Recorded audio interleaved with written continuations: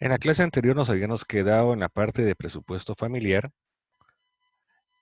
y de este habíamos estado hablando sobre la distribución de los ingresos agrupados por semana, quincena, mes, semestre, año y el total de lo que recibiríamos de esa forma. Así podríamos ver en qué momento nuestros ingresos superan a los egresos o los egresos a los ingresos y saber qué hacer con esas variables. Si nos sobra dinero, pues invertimos. Y si nos hace falta, pues tenemos que ver cómo conseguimos prestado para poder subsistir mientras el dinero retorna o ingresa de acuerdo a nuestro presupuesto. La idea es poder identificar esos déficits y esos superávit de dinero para saber qué hacer y tomar decisiones oportunamente y no cuando esto ya está ocurriendo. Vamos a ver ahorita un caso práctico, para lo cual lo vamos a desarrollar en Excel.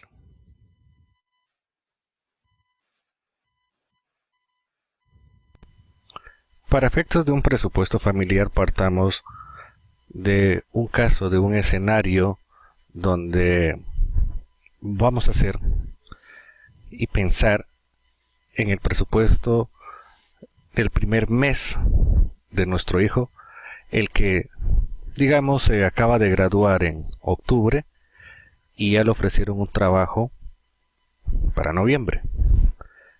Le propusieron un ingreso por sueldo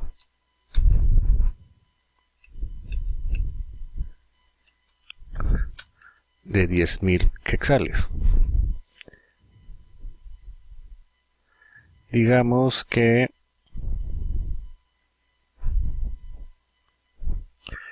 calculamos que en comidas él va a gastar 4,000, en ropa y accesorios que necesite complementar ahorita a unos 1,000 quetzales, y en gastos de transporte unos 2,000 quetzales. Partamos de este supuesto. Si yo lo veo donde mis ingresos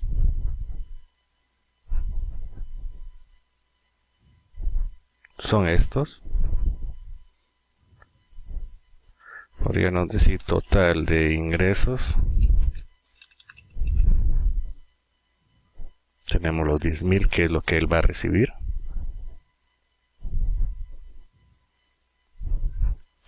y el total de egresos que estamos proyectando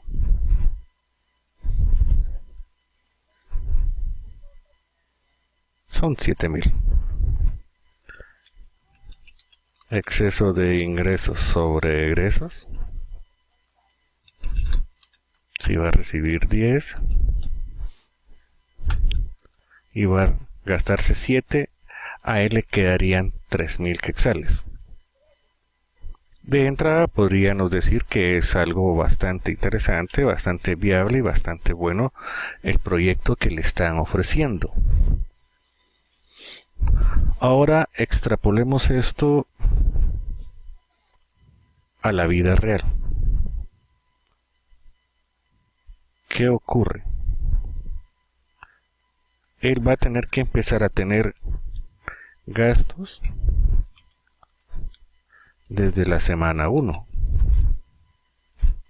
a la semana 4, para decir que esto es su mes de operaciones. Siendo el conservador, digamos que se gasta 1,000 a la semana,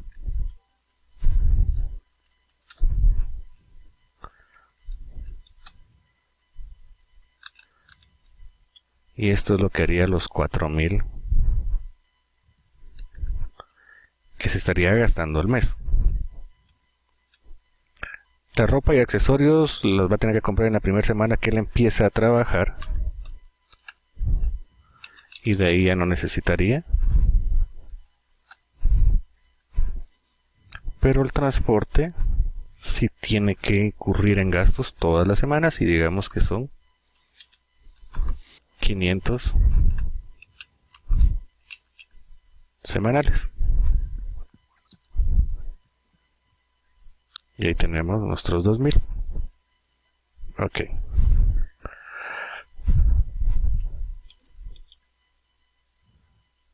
El sueldo él no lo recibe en la primera semana, lo recibe el último día de la última semana. O sea que lo estaría recibiendo acá. Ahora hagamos lo mismo que hicimos al principio de sumar ingresos menos egresos. Veámoslo desglosado por semana.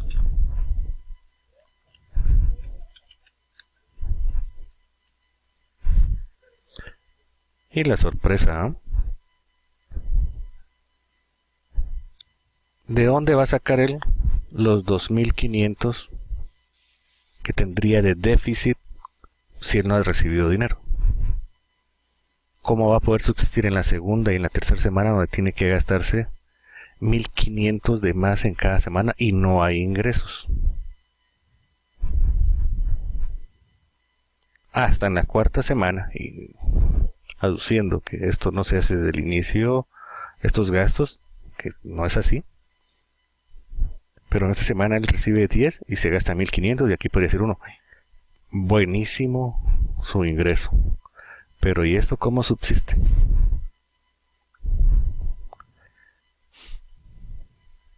Esto nos da el panorama de realmente cómo deberíamos de manejar nuestros ingresos y nuestros egresos. O sea, el proyecto es muy bueno, pero ¿qué tan viable es bajo las circunstancias que se está planteando? Él necesitaría en todo caso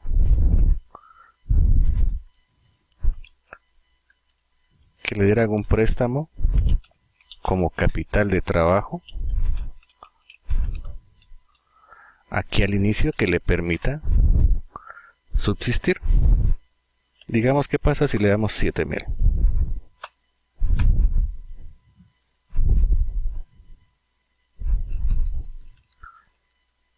Me sobrarían 4500.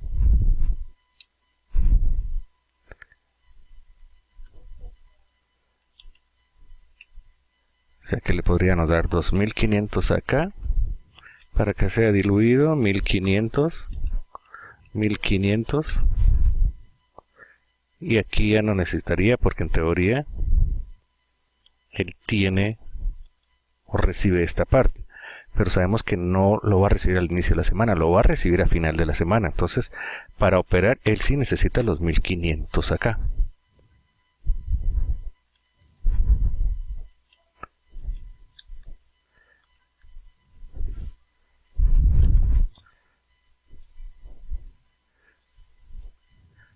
O sea que como capital de trabajo él necesitaría 7000.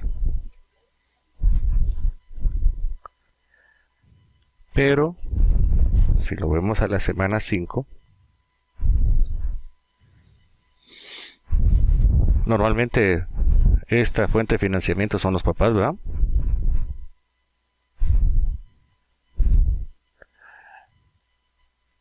Él aquí volvería a quedarse sin ingresos,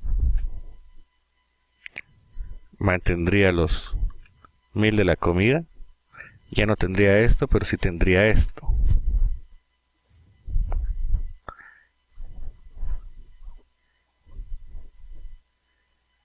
Y así iría en la semana 6, semana 7, semana 8.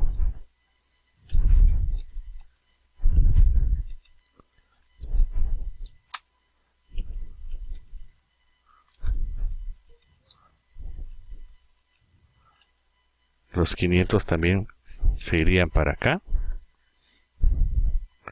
Vamos a crearle cuadritos de este lado para hacerlo más visible. Sus ingresos van acá y volvemos a tener el mismo efecto.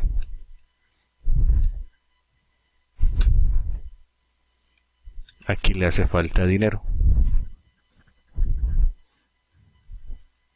Pero aquí podríamos decir que él ya tiene 10.000 que le sobraron de este lado.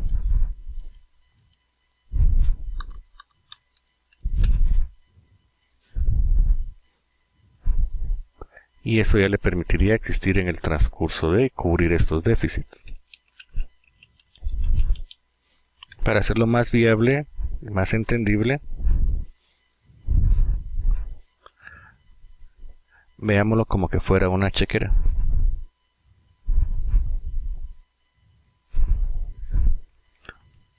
Saldo al inicio de la semana. En la semana 1 empecé sin nada porque no tengo nada. Lo que entró y lo que salió.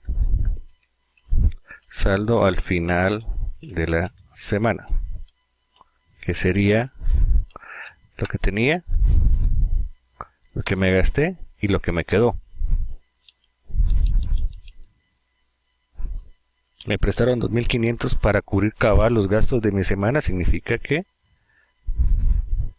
aquí sigo igual. El saldo final del anterior es el inicial de este. Y esto es lo mismo para acá. Y esto es lo mismo para acá. Entonces en la semana 5 empiezo con lo que terminé en la semana 4 y así sigo. Y ahí voy haciendo mis descuentos.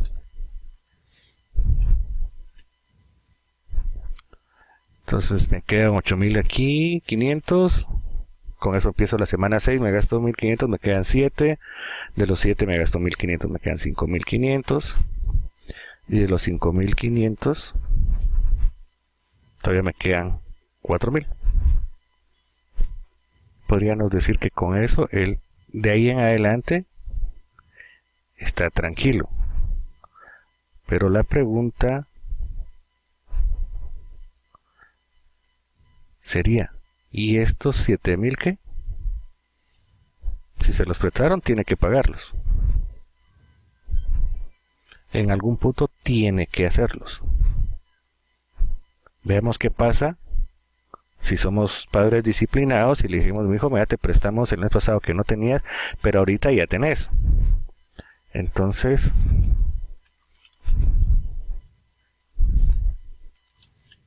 hay que tomar en cuenta la salida de eso.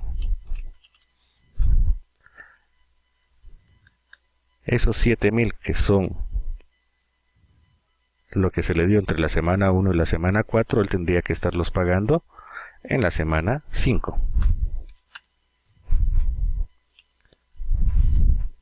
Pasa tranquilo la semana 5, pasa tranquilo la semana 6, pero vuelve a caer en un conflicto en la semana 7 y 8. Le vuelve a ocurrir lo mismo porque hasta aquí recibe los 10.000, pero necesita 1.500 acá y otros 1.500 acá para la semana. Entonces, si lo ven, sin este capital de trabajo, sin este financiamiento, él no va a poder subsistir por su propia cuenta hasta que no genere un excedente lo suficientemente grande que permita pagar lo que le están prestando y empezar a salir de esa deuda. En todo caso, sabiendo cómo está esto, uno puede negociar y decir, mira, los 7.000 que me diste acá, te voy a pagar 2.000 cada mes, a excepción del primer mes que serían 1. O sea, en la semana 5 te voy a pagar 1.000, de ahí te voy a pagar en la semana 9 2, otros 2 y otros 2, hasta llegar a los 7.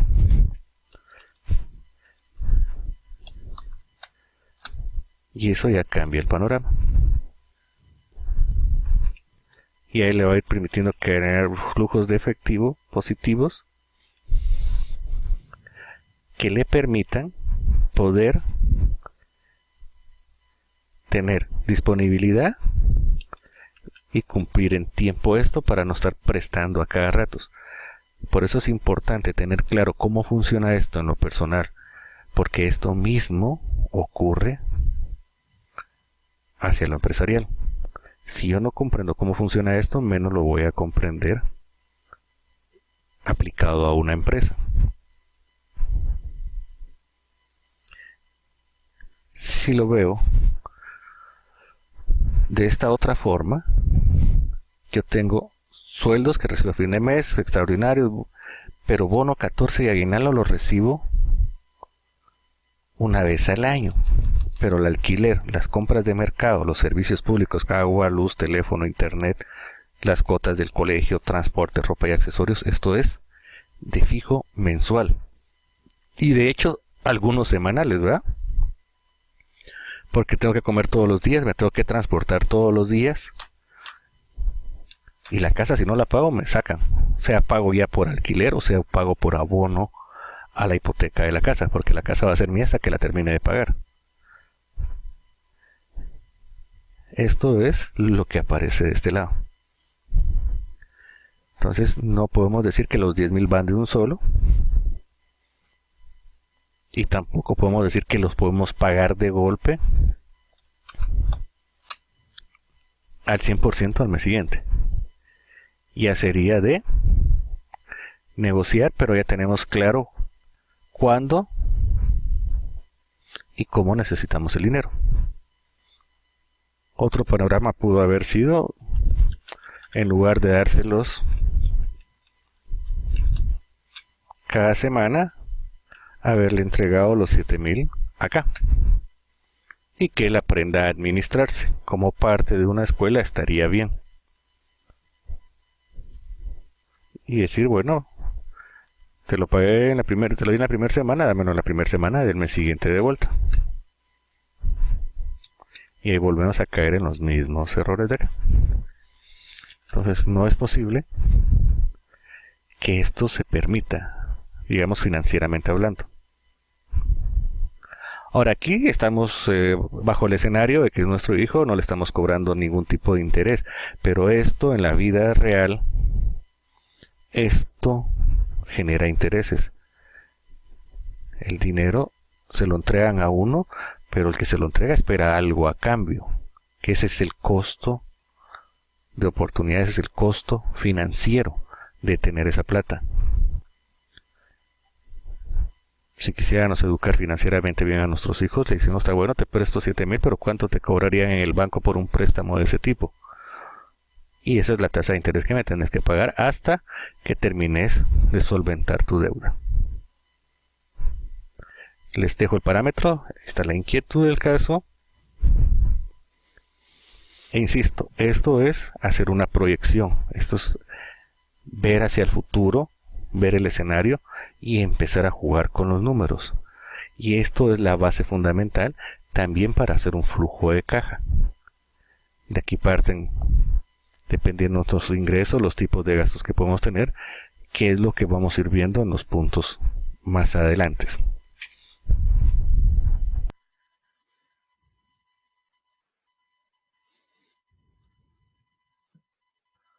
Definición de presupuesto. Un presupuesto es un documento que traduce los planes en dinero. Dinero que necesita gastarse para conseguir las actividades planificadas, que sería el equivalente de gasto, y dinero que necesitará generarse para cubrir los costos de finalización del trabajo, ingresos.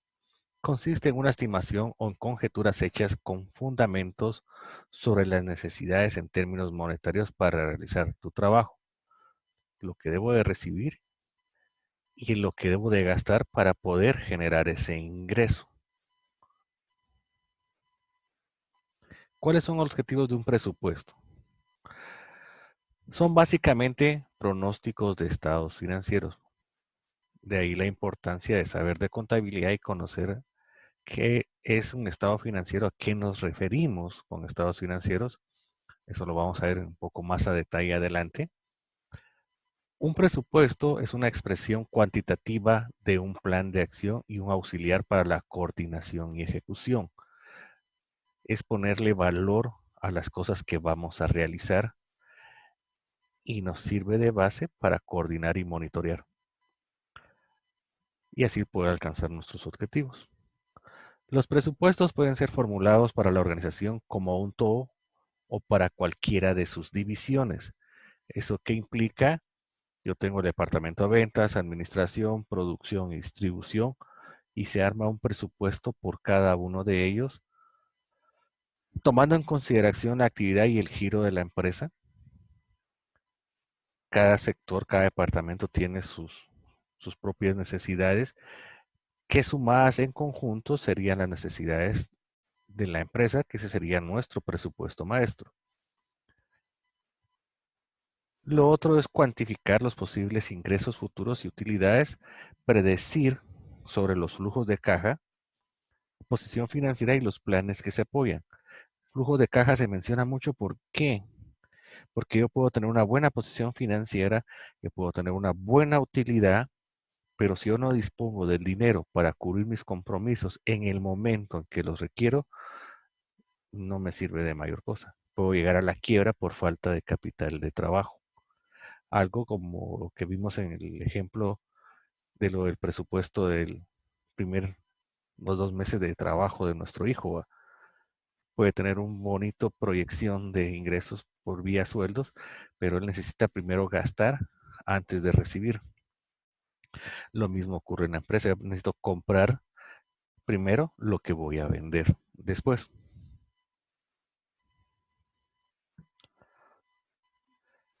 Esto va amarrado y alineado con las funciones administrativas de planear, organizar, coordinar, dirigir y controlar.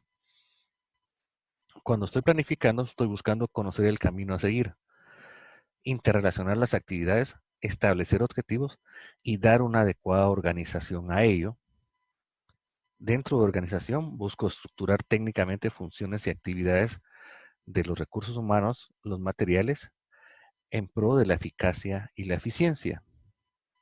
Cuando hablo de coordinación, busco un equilibrio entre las diferentes secciones o departamentos de la organización, como habíamos mencionado, a ventas, producción, administración, distribución. Y en la dirección, poder brindar la guía necesaria para que se tomen las acciones que le corresponden a cada uno de los subordinados de acuerdo a los planes establecidos en la fase de planeación. Dentro de control es verificar si los propósitos, los planes, los programas se cumplieron como se había planificado y de haber alguna deficiencia, tomar las acciones correctivas del caso o replantear de nuevo todo el proceso. Todo eso representa entradas y salidas de dinero y cada fase requiere de sus propios recursos. Por eso es que el presupuesto va en alguna forma alineado o debe responder a las fases de funciones de la administración, que es planeación, organización, coordinación, dirección y control. ¿Qué ventajas encontramos con los presupuestos? Presionan para que la alta gerencia defina adecuadamente los objetivos básicos. Si no sabemos a dónde queremos llegar, cómo vamos a llegar. Y eso viene desde arriba para abajo dentro de la organización. Propician que se defina una estructura organizacional adecuada, determinando las responsabilidades y la autoridad de cada una de las partes que integran la organización. Cuál es el rol que cada quien debe tener para alcanzar los objetivos y así poder deducir responsabilidades si algo no se cumple como se planificó. También permite incrementar la participación de los diferentes niveles de la organización y obligan a mantener un archivo de datos históricos controlables, los cuales van a servir para determinar tendencias y un comportamiento a través del tiempo que nos va a dar una base sólida para poder predecir el futuro. Recuerden que presupuestos es antes de un supuesto, o sea, lo que estamos haciendo hoy, esperando que ocurra mañana, lo que estamos pensando que va a ocurrir a futuro hoy. También facilitan la utilización óptima de los diferentes insumos al saber qué es razonablemente necesario y qué no lo es. Facilitan la coparticipación e integración de las diferentes áreas porque ya se piensa en lo individual para ejecutar mis funciones, pero colectivamente para alcanzar un objetivo.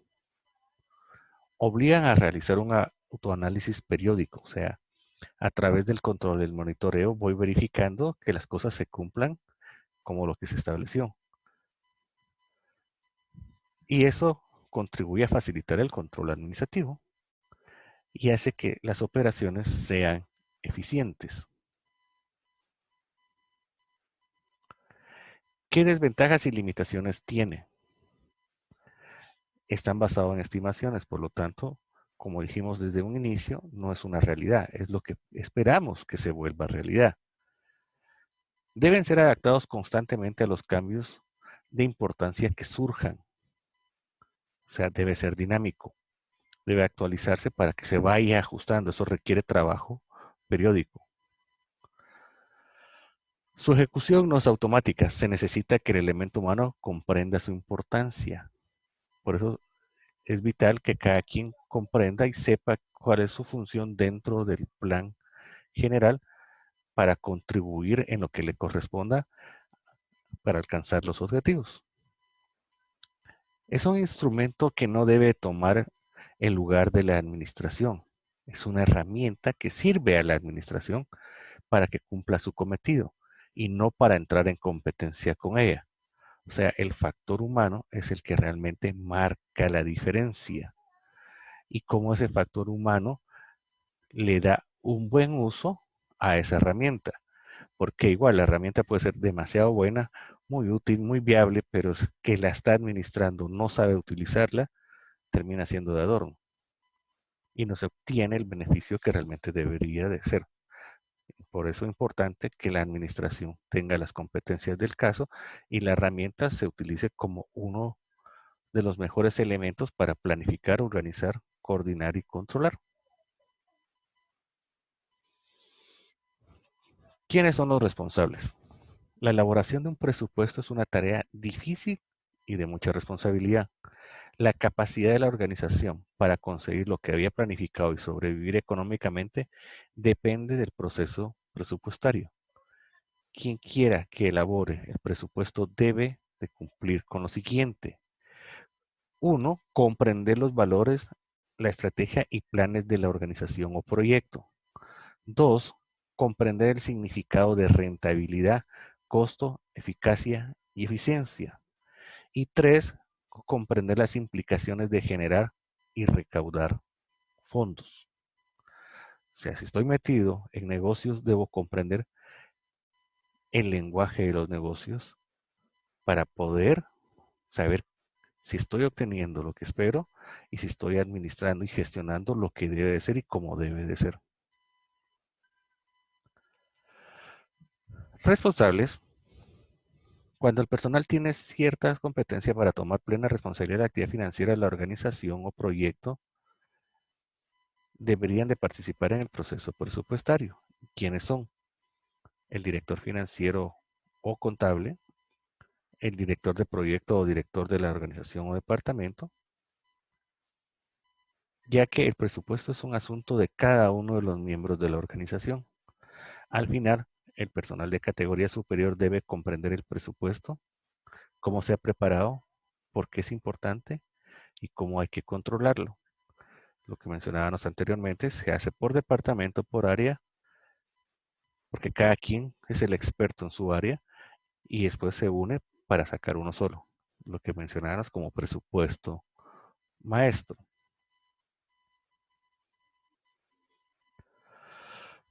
Los principales presupuestos está el económico financiero, que consiste en fijar los estimados de inversión de venta, ingresos varios para elaborar al final un flujo de caja que pueda medir el estado económico y real de la empresa. Para ello tenemos que hacer una proyección, un presupuesto de mis ingresos, de mis egresos, del flujo neto que va a generar, que sería la diferencia entre los dos anteriores, y cómo eso va dándose periódicamente, lo cual logramos determinar a través del flujo de caja. Esto incluye el cálculo de partidas que inciden en el balance, como son la caja o tesorería y capital, también conocido como erogaciones de capital. La importancia del presupuesto financiero en una empresa.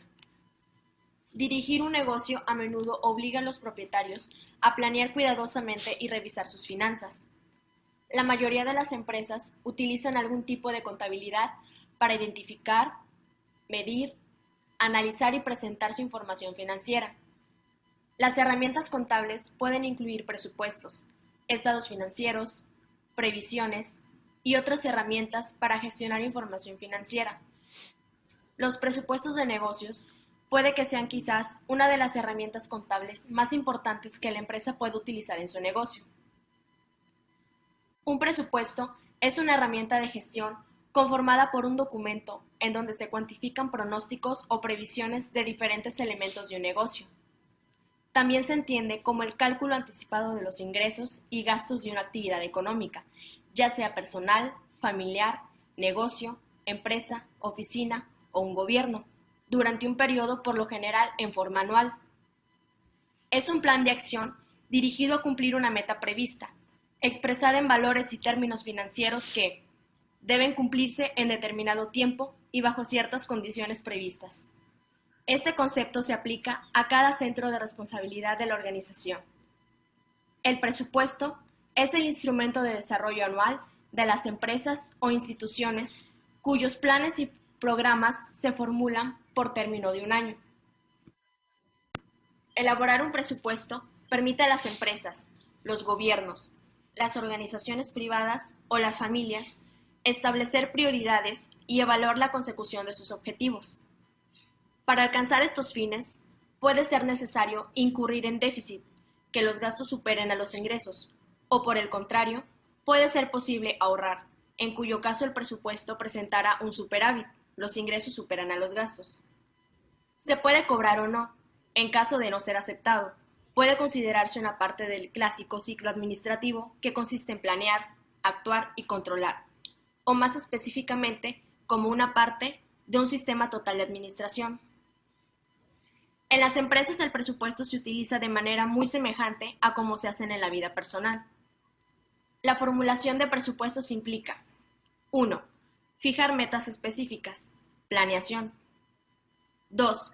Ejecutar planes para alcanzar las metas, dirección. Y 3. Comparar en forma periódica los resultados reales de las metas, control.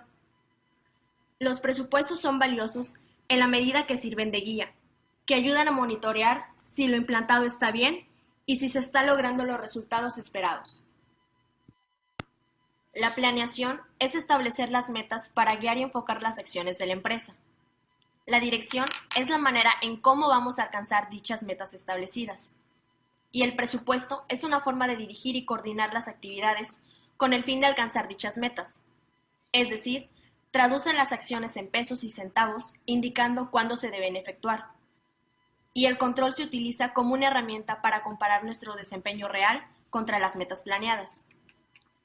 Es verdad que existen diversos sistemas de presupuestos, ya que estos varían entre las empresas de acuerdo a su estructura y giro de un negocio, como producción o servicio.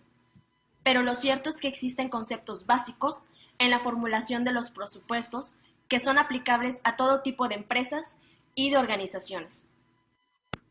El proceso presupuestal se inicia con una estimación de las ventas. Así es, con un compromiso de ¿cuánto es la meta que nos fijamos para vender en este periodo?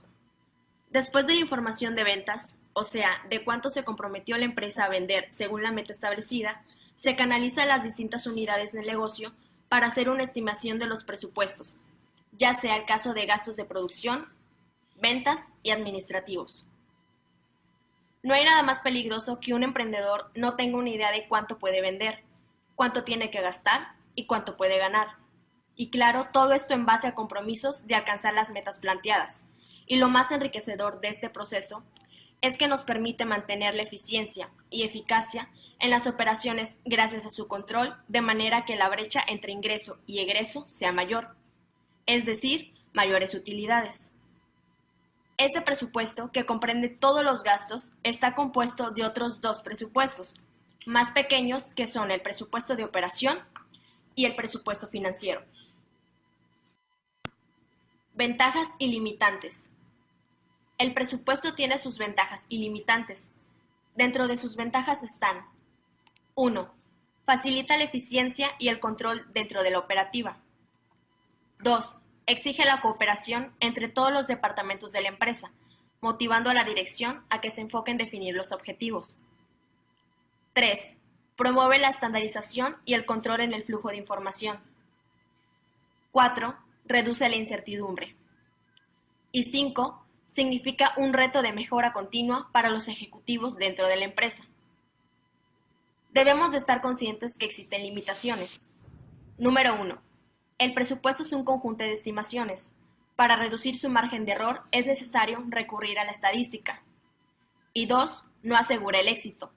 Es necesario que la administración lo ajuste a la medida en los cambios de gran importancia. Debe tratarse solo como una herramienta y no como un escrito sobre piedra. Recordemos que el presupuesto no debe en ningún momento ser sustituido de la administración, ni debe de causar conflictos en ella. En su persecución de la eficiencia, el presupuesto mide ciertos indicadores como las ventas, utilidad de la operación, rotaciones y muchas otras métricas que veremos dentro de la siguiente serie de referentes al análisis financiero. Clasificación. Los presupuestos se pueden clasificar desde diversos puntos de vista, a saber: 1. Según la flexibilidad. 2. Según el periodo de tiempo que cubren.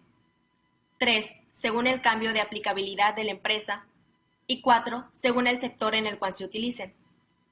Según la flexibilidad, se dividen en rígidos, estáticos, fijos o asignados, que son aquellos que se elaboran para un único nivel de la actividad y no permiten realizar ajustes necesarios por la variación que ocurre en la realidad.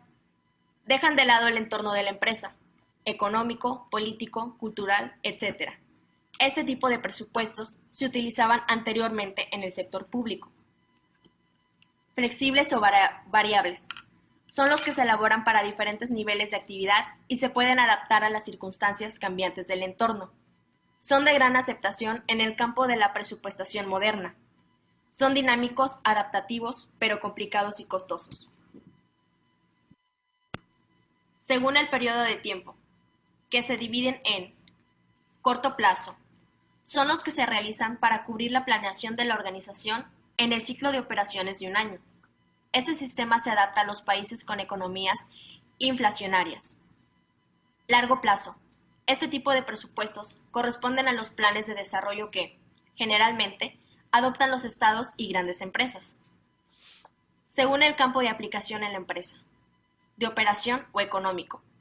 Tienen en cuenta la planeación detallada de las actividades que se desarrollan en el periodo siguiente al cual se elaboran, y su contenido se resume en un estado de ganancias y pérdidas. Entre estos presupuestos se pueden destacar el presupuesto de ventas. Generalmente son preparados por meses, áreas geográficas y productos. Presupuestos de producción. Comúnmente se expresan en unidades físicas. La información necesaria para preparar este presupuesto incluye tipos y capacidades de máquinas, cantidades económicas a producir y disponibilidad de los materiales. Presupuesto de compras. Es el presupuesto que prevé las compras de materias primas y o mercancías que se harán durante determinado periodo. Generalmente se hacen en unidades y costos. Y por último, motivos del fracaso de la presupuestación. La gerencia debe organizar sus recursos financieros si quiere desarrollar sus actividades, establecer bases de operación sólidas y contar con los elementos de apoyo que le permitan medir el grado de esfuerzo que cada unidad tiene para el logro de las metas fijadas por la alta dirección y a la vez precisar los recursos que deben asignarse a distintas dependencias que directa o indirectamente ayudan al plan de operaciones.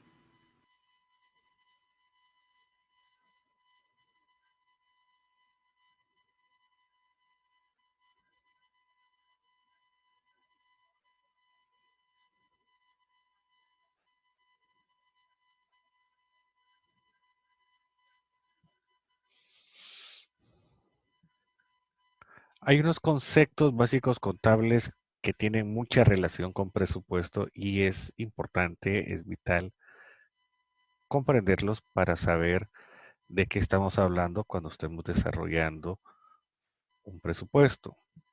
Para empezar, venta está aquella transacción mercantil que representa la entrega o cesión de un artículo de comercio, una partida de mercancías, propiedades o bienes, un derecho o un servicio a cambio o mediante la recepción de efectivo, una promesa de pago o equivalente en dinero, o por cualquier combinación de estos. Se aplica a cualquier transacción en la cual se entrega algo y en compensación se recibe otra cosa.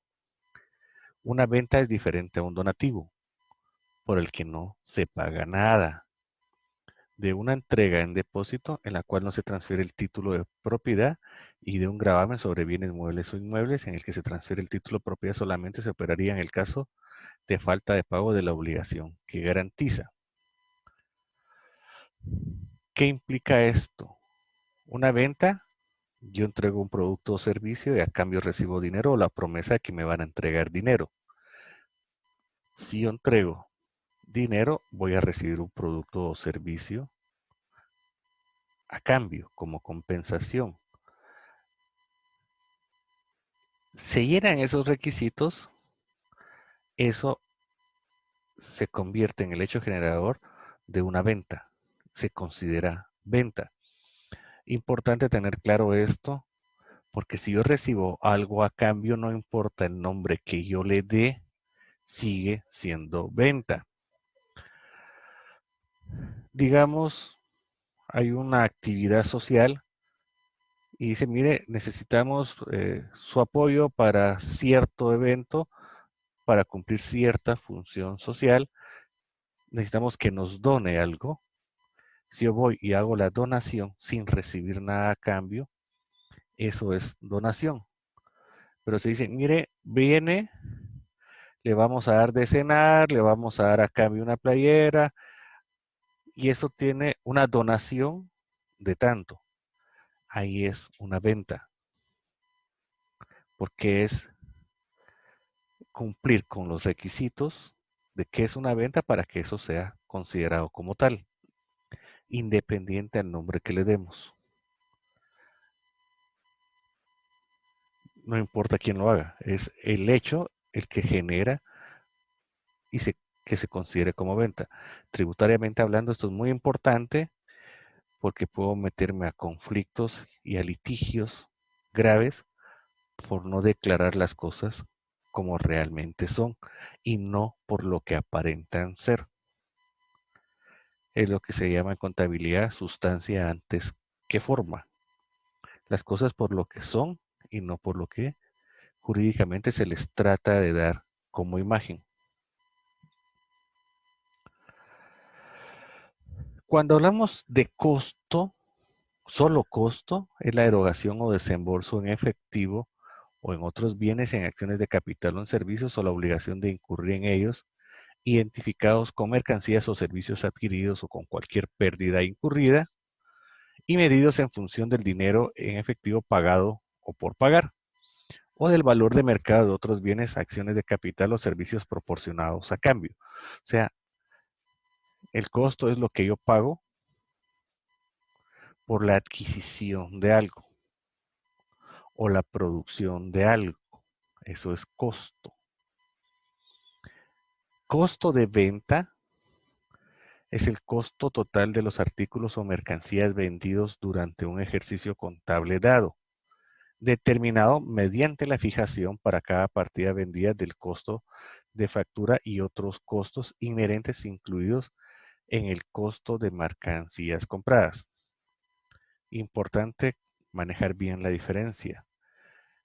Cuando yo adquiero inventario, que es el que voy a tener para la venta, el costo de su adquisición es el valor que pagué por dicho inventario. Ese costo, ese valor, es parte integral del balance general en la cuenta de inventarios. Balance general.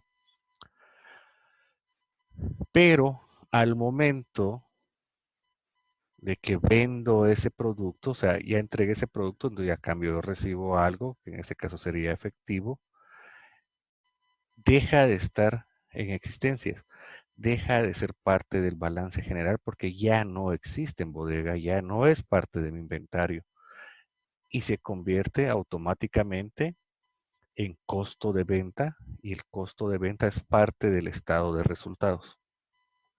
Entonces tengamos cuidado porque cuando hablamos solo de costo de venta es parte integral del estado de resultados.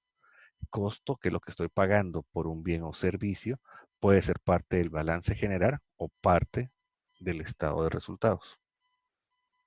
Porque lo que yo estoy pagando, si es algo que lo va a usar y no lo estoy aplicando en el momento, como es el inventario, es parte del balance general, pero al venderlo se vuelve costo de venta.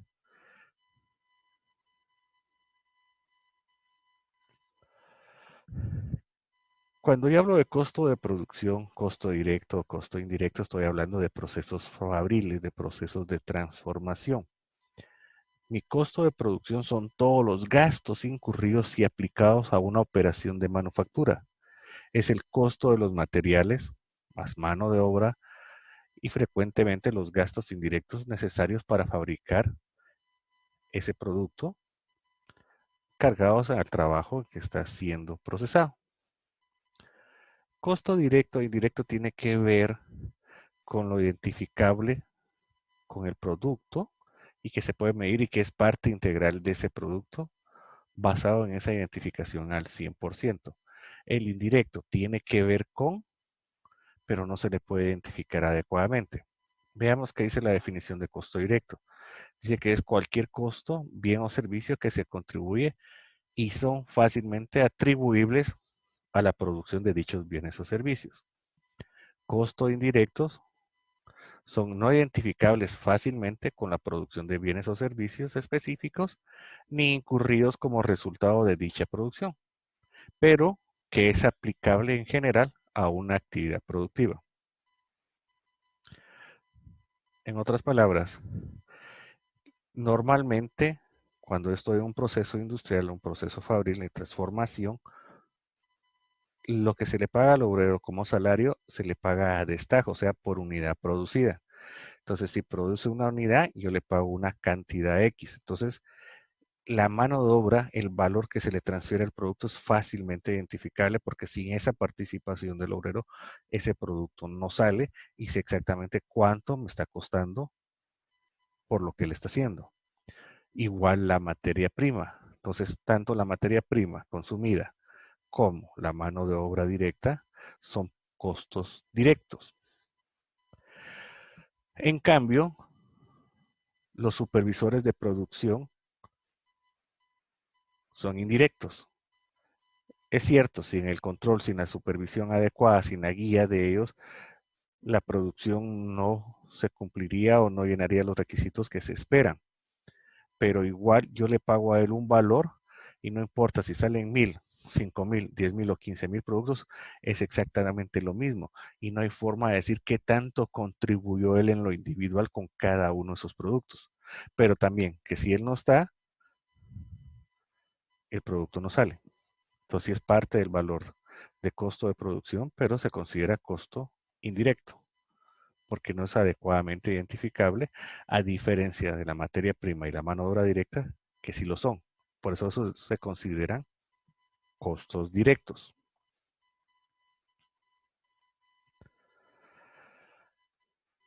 Los gastos se dividen en fijos y variables.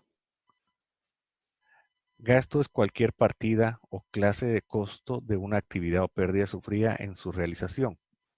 Erogación presente o pasada, sufragando el costo de una operación presente o representando un costo irrecuperable. El sueldo que yo le pago a alguien no me va a dar el derecho que se lo pague un mes, que me trabaje 2, 3, 4 meses por el mismo valor. O sea, si yo no aprovecho el mes que se le está pagando, lástima. Igual el alquiler. No uso el local para poder vender, no importa, ya se incurrió y no puedo exigir que me los seguir utilizándolo. Por eso habla que está representado por un costo irrecuperable. O sea, se ejecuta y ahí se acabó. Los gastos fijos son erogaciones que deben realizarse independientemente a que se realice o no una venta. Y los variables son erogaciones que dependen de las ventas para su realización. Los fijos se consideran independientes y los variables dependientes. ¿Qué significa eso? Los fijos ocurren sin necesidad de que haya otro evento que los provoque. Lo que venimos hablando, el caso de los alquileres, el caso de los sueldos, se pagan, se produzca o no se produzca, se venda o no se venda, esté abierto o cerrado el negocio, igual tenemos que pagarlo. A cambio, los variables dependen de que otro evento ocurra para que ellos puedan existir. Si yo no vendo, no puedo tener costo de venta. Si yo no vendo, no pueden existir comisiones sobre ventas. A eso se refiere que ser dependientes o independientes.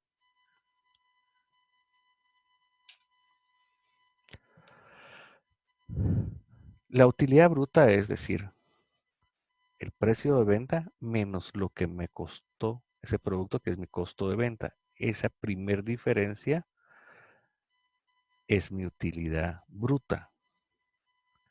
Pero un producto no se vende por sí solo. Hay gastos alrededor de gastos de representación, sueldos, administración. Entonces, a esa utilidad bruta le resto esos gastos de operación, me va a dar mi utilidad en operación. Llegando a ese punto, yo tengo que calcular cuánto debo de pagar de impuestos sobre la renta. Entonces, a esa utilidad de operación le resto lo que me toca pagar de utilidad, por la utilidad en impuestos sobre la renta. Entonces, la diferencia que se genera es la utilidad neta después de impuestos. Entonces, si hablo de utilidad bruta, es la diferencia entre el precio de venta menos costo de venta. Si hablo de utilidad de operación, es venta menos costos de venta menos gastos de operación. Y si estamos hablando de utilidad neta después de impuestos, es el precio de venta menos costo de venta menos utilidad de operación menos impuestos sobre la renta. Esa es la diferencia entre esas tres utilidades. Las tres aparecen representadas en el estado de resultados, en el estado de pérdidas y ganancias.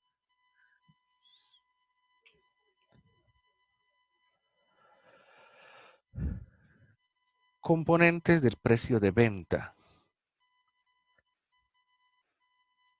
Debe de aparecer reflejado la parte correspondiente al costo del producto o servicio, los gastos necesarios para incurrir en la producción o distribución, más la utilidad que espero. Porque es a través del precio de venta que yo voy a reponer el costo del producto, voy a reponer los gastos y voy a obtener esa utilidad, ese beneficio que yo espero por esa actividad económica. Por eso el precio de venta debe de incluir esos tres factores: utilidad, costo y gasto. Y a eso debería de sumársele, para establecer el precio de venta al público, por decirlo así, el impuesto al valor agregado y el impuesto sobre la renta, para que esa utilidad no se vea mermada o se pierda en lugar de ganar por no reflejarlo adecuadamente. Pero básicamente es utilidad, costo y gasto. Eso compone, la suma de esos tres compone mi precio de venta.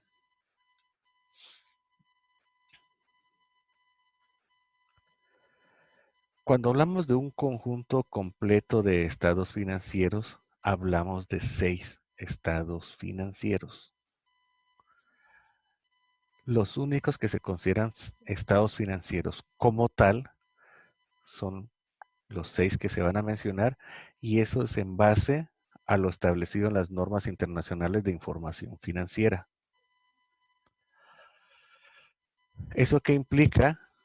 Cualquier otro se considera reporte financiero, no estado financiero. La característica de un estado financiero es que lleva una estructura predefinida que es de aceptación y de uso general. Un reporte financiero como tal está ajustado a lo que yo manejo en lo particular y a las necesidades particulares o específicas de mi negocio. Por eso cuando hablamos de estados financieros, eso es parte integral de la contabilidad financiera. Los reportes financieros son parte integral de la contabilidad administrativa. En el curso de contabilidad van a aprender, no es que se lleven registros contables diferentes, pero hay tres tipos de contabilidad diferentes: la financiera, la administrativa y la tributaria. Se marca esa diferencia porque cada uno está diseñado para usuarios distintos, pero la base o el punto de partida es la misma, que son las normas internacionales de información financiera para el caso de Guatemala, conocidas como NIF, que son requeridas conforme a lo establece el Código de Comercio de Guatemala. Entonces, ¿qué integra ese conjunto completo? El estado de situación financiera, conocido como balance general; el estado de resultados integral, conocido como estado de resultados; el estado de cambios en el patrimonio del periodo; el estado de flujos de efectivo del periodo, que no son flujos de caja. El estado de flujos de efectivo es estado financiero. El flujo de caja es un reporte financiero. Miden cosas distintas. Las notas que incluyan un resumen de las políticas contables más significativas y otra información explicativa. Un estado de situación financiera al principio del periodo comparativo. De estos 6, el balance general y el estado de resultados son los que se consideran como estados financieros básicos. De esto se desprende el resto de información de los otros estados financieros. El balance general me dice mi situación financiera a una fecha determinada: lo que tengo, lo que debo y lo que aportó el propietario o dueño. Lo que tengo activo, lo que debo pasivo, lo que aportó el dueño o propietario o accionista, capital. En el estado de resultados, lo que vendí menos los costos y los gastos que implicó, la utilidad que tuve. El balance general presenta la situación financiera y el estado de resultados, el desempeño financiero de la entidad. Las 5 masas, los 5 componentes, las 5 rubros sobre los que parte la contabilidad, que es activo, pasivo, capital, ventas, costos y gastos. De los 5, 3 aparecen en el balance general y 2 en el estado de resultados.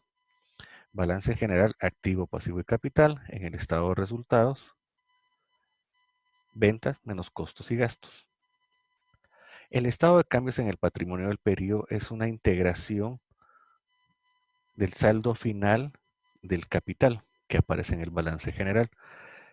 Ahí se establece con cuánto empecé el periodo, qué hizo que aumentara, qué hizo que disminuyera mi capital o patrimonio. Se va en detalles como una integración del movimiento anual de cómo empecé y cómo terminé el año en relación al capital. El estado de flujos de efectivo del periodo se establece el uso y aplicación del dinero. No tiene nada que ver con utilidad y tampoco es entradas y salidas de dinero, que eso es el flujo de caja.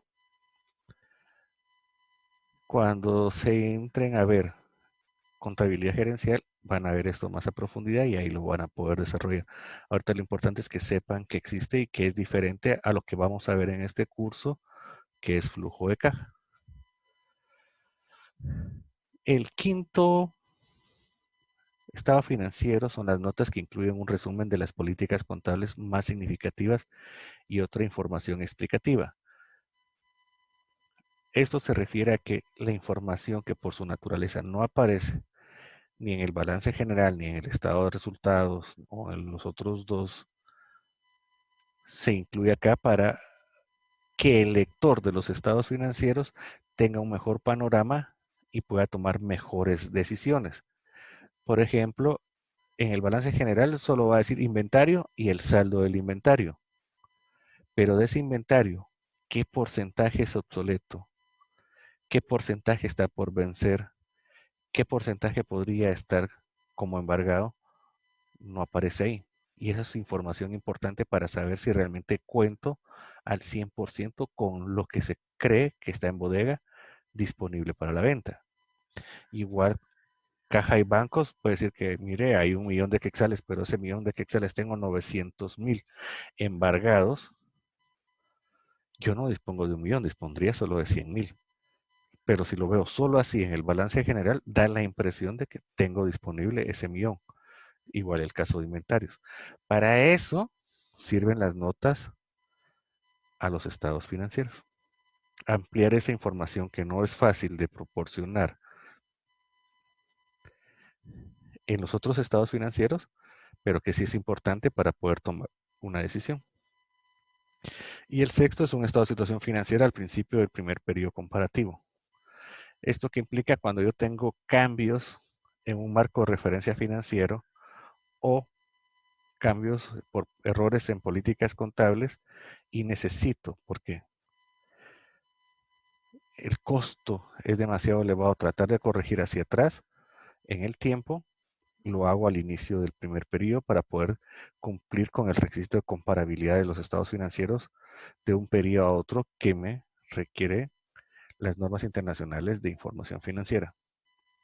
Como le había dicho con nosotros, esto se ve a profundidad en contabilidad. Ahorita solo lo tenemos como referencia para saber que existen y que los tenemos que tomar en consideración en un punto determinado.